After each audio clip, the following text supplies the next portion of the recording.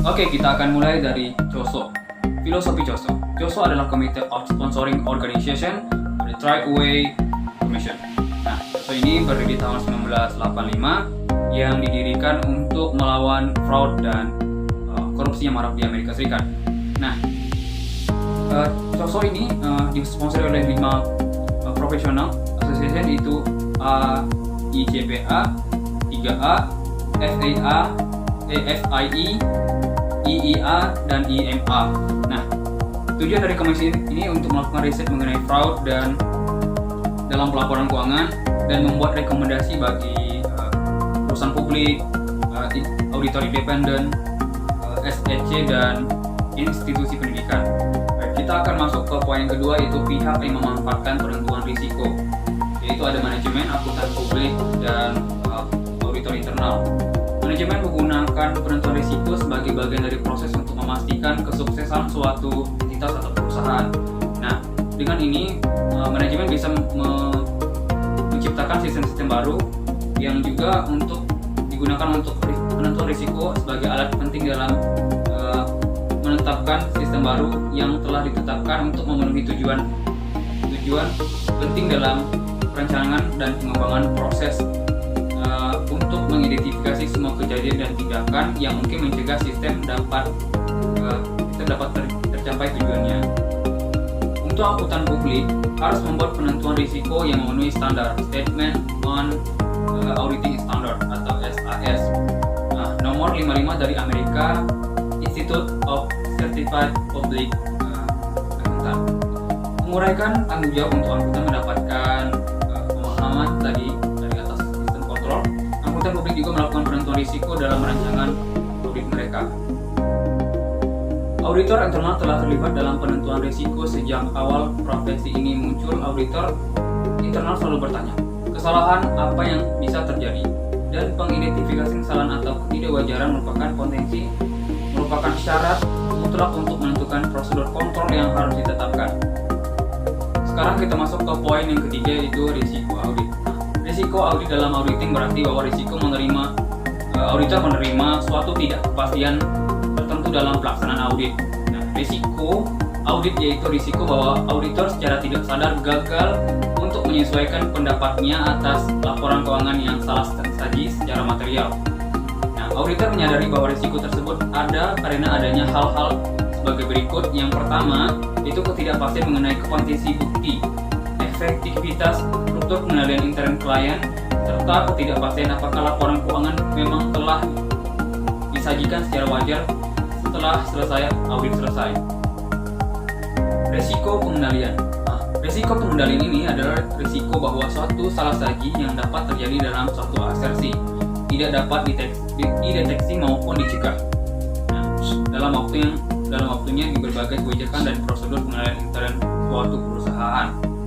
Risiko pengendalian merupakan fungsi dari efektivitas struktur pengendalian intern. Semakin efektif struktur pengendalian intern entitas klien, semakin kecil risiko pengendaliannya. Penetapan risiko pengendalian didasarkan atas ketidakcukupan bukti yang menyatakan bahwa struktur pengendalian intern klien adalah efektif. Dan sekarang adalah risiko deteksi. Risiko deteksi merupakan risiko ketika auditor tidak dapat mendeteksi salah saji material yang dapat terjadi dalam suatu asersi. Nah, risiko deteksi tergantung atas penetapan risiko terhadap risiko audit, risiko bawaan, dan risiko pengendalian. Semakin besar risiko suatu audit, semakin besar pula risiko deteksi. Sedangkan semakin besar risiko bawaan maupun risiko pengendalian, semakin kecil juga risiko yang deteksi. Risiko deteksi merupakan risiko yang dapat dikendalikan oleh auditor.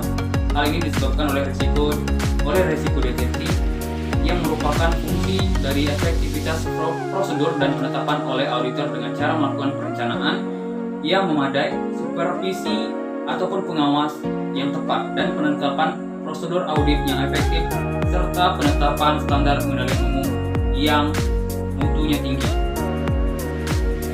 Oke, selanjutnya itu persediaan risiko. Persediaan risiko dikembangkan dengan tujuan membantu dalam memberikan kerangka kerja untuk mengidentifikasi risiko-risiko yang paling mengancam, memfasilitasi pembahasan tentang risiko usaha, membuat suatu infrastruktur untuk mengawasi perubahan pada risiko usaha, mempersiapkan manajemen dan audit internal mengambil langkah-langkah proaktif, dan meningkatkan keahlian para staf audit di bidang risiko. Pengembangan persediaan risiko mencakup proses yang terdiri atas 4 tahap. Yang pertama, identifikasi risiko-risiko puncak. Yang kedua, mengonsolidasikan dan mengorganisasikan risiko-risiko tersebut. Yang ketiga, membuat model persediaan dan daftar risiko. Dan yang keempat, mengelola persediaan risiko tersebut. Persediaan risiko disusun dalam 2 bagian dasar, yaitu risiko eksternal dan internal. Risiko eksternal mencakup lingkungan, bencana, pasar keuangan, dan peringkat. Sementara risiko-risiko internal mencakup SDM, integritas, informasi dan teknologi, akuntansi dan pelaporan, serta keuangan. Auditor internal dan risiko perdagangan elektronik. Auditor menentukan dampak fungsi perdagangan elektronik terhadap risiko organisasi. Dengan asumsi risiko tersebut dapat diidentifikasi, maka seharusnya auditor dapat menentukan langkah apa yang diambil untuk mengurangi risiko tersebut. Ukuran yang dapat direkomendasikan mencakup risiko dan dampaknya terhadap organisasi, modifikasi atau aktivitas terkait yang direkomendasikan, dampak modifikasi terhadap risiko, tingkat pengurangan risiko yang akan dicapai, eksposur keuangan yang terkait dengan operasi, biaya modifikasi yang dilakukan, elemen-elemen waktu, kemungkinan sukses, dan rekomendasi jika terdapat lebih dari satu ukuran. Risiko EDI. EDI yaitu singkatan dari Electronic Data Interchange, yaitu sebuah sistem komunikasi informasi komputer ke komputer yang saling terhubung untuk dokumen-dokumen bisnis yang terstandar di batas-batas organisasi. Ada 6 faktor risikonya. Yang pertama yaitu tercurinya akses informasi. Yang kedua, hilangnya integritas data. Yang ketiga, kurangnya kelengkapan transaksi. Yang keempat, tidak tersedianya sistem EDI. Yang kelima, ketidakmampuan untuk mengirimkan transaksi. Terus yang keenam yaitu kurangnya pedoman hukum. Risiko kecurangan manajemen. Dalam menghadapi kecurangan yang dilakukan manajemen, disarankan struktur 3 elemen yang digunakan dalam mengevaluasi risiko. Yang pertama yaitu kondisi yang memungkinkan terjadinya kecurangan manajemen. Yang kedua, motivasi yang dapat melandasi terjadinya kecurangan. Yang ketiga, tingkah laku manajemen yang dapat mendorong manajemen untuk melakukan tindakan kecurangan. Membuat rencana penentuan risiko. Pembahasan penentuan risiko oleh COSO menyatakan bahwa tujuan organisasi, sistem kontrol, dan penentuan risiko tidak dapat dipisahkan satu sama lainnya. Dalam penentuan risiko, seseorang pasti mengetahui dampaknya. Jika risiko terdeteksi, langkah selanjutnya adalah membuat sarana untuk mengendalikan risiko tersebut. Penentuan risiko tercakup dalam definisi kontrol internal. Studi COSO adalah sumber definisi kontrol internal yang ada saat ini dan diakui secara luas. Kontrol internal adalah sebuah proses yang dipengaruhi oleh Dewan Direksi, integritas, manajemen, dan karyawan lainnya yang dirancang untuk memenuhi keyakinan yang wajar mengenai pencapaian tersebut adalah sebagai berikut. Yang pertama yaitu efektivitas dan efisiensi operasi yang bertujuan terhadap kinerja, profitabilitas, dan pengamanan sumber daya terhadap kerugian tujuan yang bervariasi mengenai struktur organisasi. Kemudian yang kedua yaitu keandalan pelaporan keuangan yang bertujuan untuk pencegahan pelaporan keuangan publik yang mendukung kecurangan. Kemudian yang ketiga yaitu ketaatan terhadap hukum dan regulasi yang berlaku, yang bertujuan untuk pada faktor-faktor eksternal seperti peraturan lingkungan dan cenderung serupa untuk semua entitas dalam beberapa kasus dan beberapa industri. Dalam rangka menentukan prosedur kontrol optimal yang akan diterapkan, auditor haruslah memulai pemeriksaan dengan mengidentifikasi tujuan operasi, keuangan, ketaatan untuk operasi tersebut.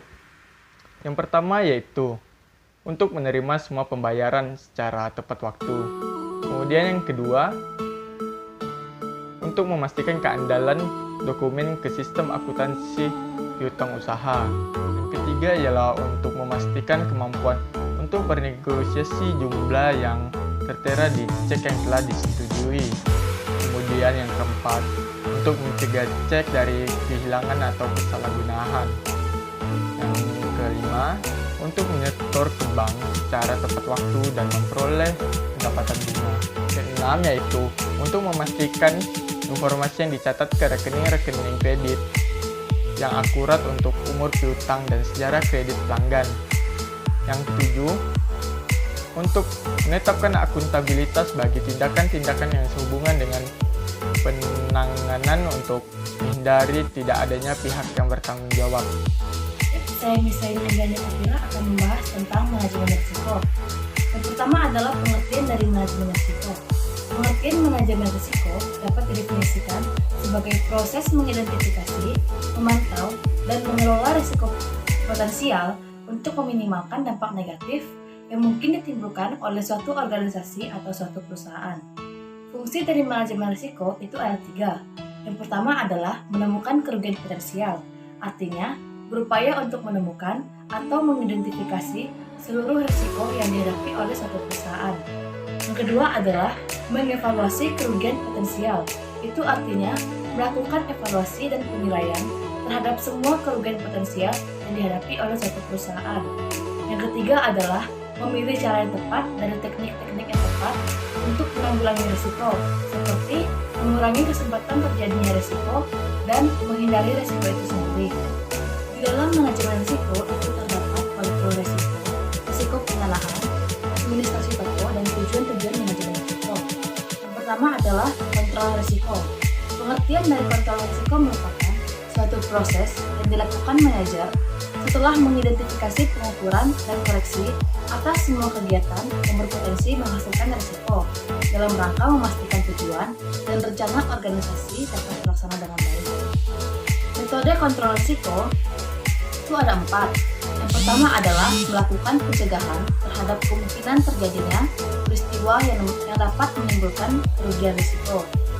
Yang kedua adalah melakukan retensi, mentolerir, membiarkan terjadinya kerugian, dan untuk mencegah tergantungnya operasi perusahaan akibat kerugian tersebut dengan disediakan dana untuk menanggulanginya. Yang ketiga adalah melakukan pengendalian terhadap risiko. Yang keempat, mengalihkan atau memindahkan risiko kepada pihak lain. Risiko pendanaan. Pengertian dari risiko pendanaan adalah tambahan risiko sebagai akibat perusahaan menggunakan pendanaan dengan utang dan atau dengan saham preferen. Dengan adanya risiko pendanaan, memungkinkan terjadinya keadaan yang membuat perusahaan tidak dapat menutup biaya tetap pendanaan yang berupa jangka panjang atau obligasi dan atau dengan saham preferen. Investasi toko. Yang pertama adalah untuk menciptakan dan mempertahankan komitmen manajemen terhadap manajemen risiko. Yang kedua adalah menerapkan sumber manajemen risiko yang teridentifikasi dengan baik. Yang ketiga adalah mengembangkan tujuan tahunan yang ditargetkan dengan jelas. Yang keempat adalah menjaga komunikasi dengan baik dengan semua tingkat manajemen yang berpengaruh. Selanjutnya adalah tujuan-tujuan proses manajemen risiko. Itu ada 6. Yang pertama adalah untuk melindungi perusahaan dari tingkat risiko signifikan yang dapat menghambat pencapaian tujuan perusahaan. Yang kedua adalah memberi kerangka kerja manajemen risiko yang konsisten atas risiko yang ada pada proses bisnis dan fungsi-fungsi dalam perusahaan tersebut. Yang ketiga adalah mendorong manajemen untuk bertindak proaktif, mengurangi risiko kerugian, menjadikan pengelolaan risiko sebagai sumber keunggulan bersaing dan keunggulan kinerja perusahaan. Yang keempat adalah mendorong setiap insan perusahaan untuk bertindak hati-hati dalam menghadapi risiko perusahaan sebagai upaya untuk memaksimalkan nilai perusahaan demi mencapai tujuan yang diinginkan bersama. Yang kelima adalah membangun kemampuan mensosialisasikan pemahaman mengenai risiko dan pentingnya pengelolaan risiko. Yang keenam adalah meningkatkan kinerja perusahaan melalui penyedia informasi tingkat risiko yang berguna bagi manajemen dalam pengembangan strategi dan perbaikan proses-proses manajemen risiko secara berkesinambungan dan terus-menerus. Selanjutnya adalah metode analisis. Yang pertama adalah pembuatan bagan alir. Bagan alir dapat menjadi alat yang berguna bagi auditor karena dapat menggambarkan sistem dan merupakan sarana untuk menganalisis operasi yang kompleks. Pembuatan bagan alir yang formal seharusnya distandarisasikan dengan Departemen Audit. Semua auditor harus menggunakan bentuk yang mengikuti instruksi dasar yang sama. Analisis yang tidak selalu dicapai dengan narasi yang rinci. Namun, perlu diperhatikan bahwa tidak semua bagan alir rinci, formal, dan ekstensif. Sistem pengendalian internal. Sistem pengendalian internal adalah sebuah pertanyaan tentang sistem pengendalian internal yang ada harus dijawab, seperti sangat setuju, setuju, tidak setuju, dan sangat tidak setuju selama di lapangan audit. Kuesioner ini merupakan bagian dari dokumentasi pemahaman auditor terhadap pengendalian internal. Selanjutnya adalah analisis matriks. Analisis matriks adalah alat untuk membanding kontrol dengan risiko untuk memastikan setiap risiko memiliki kontrol yang layak. Matriks kontrol juga mengakui bahwa kontrol tertentu dapat memberikan perlindungan untuk dari lebih satu risiko. Adalah kontrol preventif dan kontrol korektif. Yang pertama adalah kontrol preventif. Pengertian dari kontrol preventif adalah pengendalian yang dilakukan untuk mencegah terjadinya suatu permasalahan dari suatu bisnis dalam suatu perusahaan. Yang kedua adalah kontrol korektif. Pengertian dari kontrol korektif adalah pengendalian yang dilakukan untuk memperbaiki kondisi jika terdapat suatu permasalahan yang menyebabkan tidak tercapainya tujuan organisasi.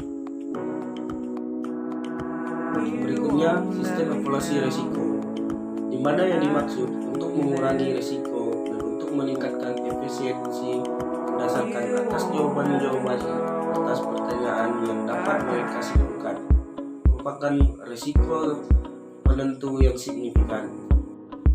Berikutnya, pertimbangan pengungkapan risiko meliputi risiko operasi, risiko estimasi, dan risiko konsentrasi. Risiko operasi, risiko terkait pada produksi, penjualan, dan pengadministrasian. Risiko ini mencakup risiko internal dan eksternal. Berikutnya risiko estimasi, terkait dengan estimasi yang digunakan dalam laporan keuangan. Berikutnya risiko konsentrasi, terkait dengan konsentrasi pelanggan, masuk unit produk, dan pemasaran. Yang terakhir, kebutuhan akan memperbaikkan yang memberikan informasi dasar untuk mengembangkan program audit dalam bentuk kuesioner yang pertama, SAS atau SAS memberikan auditor alat untuk mengevaluasi sifat risiko dan kontrol perusahaan. Yang kedua, pembuatan bagan alir yang menilai selama survei pendahulu memiliki pemahaman dan gambaran tentang kontrol dan penerapannya untuk menentukan risiko.